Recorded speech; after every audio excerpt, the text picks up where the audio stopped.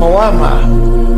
ဘယ်သူမှသာဝရအစဉ်ပြေနေတာလို့မရှိဘူးမြတ်စွာဘုရားတောင်မှအစဉ်မပြေတဲ့အခါရှိဆွမ်းမစားရတဲ့အခါရှိတယ်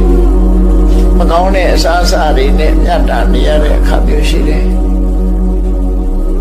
လူတို့ရဲ့ကြီးညိုလေးစားမှုကြိုးစုံမှုကိုခံရတဲ့အခါရှိတယ်လို့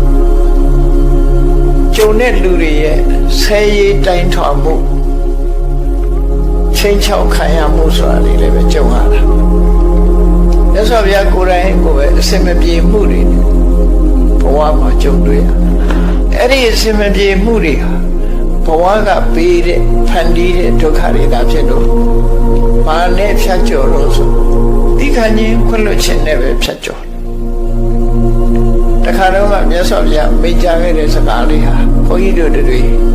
မှတ်သားပြီးတော့လိုက်နာเสียကောင်းတာ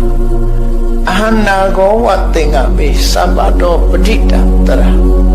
အတိဝါကျံတိတိခိတံဒုတိလောဟိဘောဇနောဆိုတာငါဟာစစ်ပွဲဝင်တဲ့စစ်မျက်နှာရှေ့တန်းမှာဒီရှေ့တန်းကထွက်ပြီးတော့တိုက်ရတဲ့စစ်မြောင်ကြီးတို့ပဲစစ်ပွဲမှာရှေ့တန်းကနေပြီးတော့ထွက်ရတဲ့စစ်မြောင်ကြီးတို့ပဲ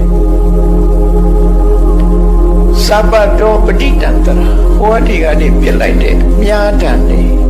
လမ်းနေမြားတွေအဝေးကပြစ်လိုက်တဲ့အရာတွေဟာဆင်းရဲကိုယ်ပေါ်မှာလာကြတာတွေအများကြီးပဲဆင်းရဲခန္ဓာကိုယ်ပေါ်မှာလာဆိုင်တယ်အဟနာကောဝသင်္ကမေသဗ္ဗတောပဋိတံတရအဲ့ဒီလိုခန္ဓာကိုယ်ပေါ်ရောက်ရှိလာတဲ့စုဝေလာတဲ့လေးတံများတာအဲ့ဒါတွေကိုသိခံတယ်အောင်ဤသိခံပြီးလောက်ရမယ်လို့ကိုဆက်လုပ်တယ်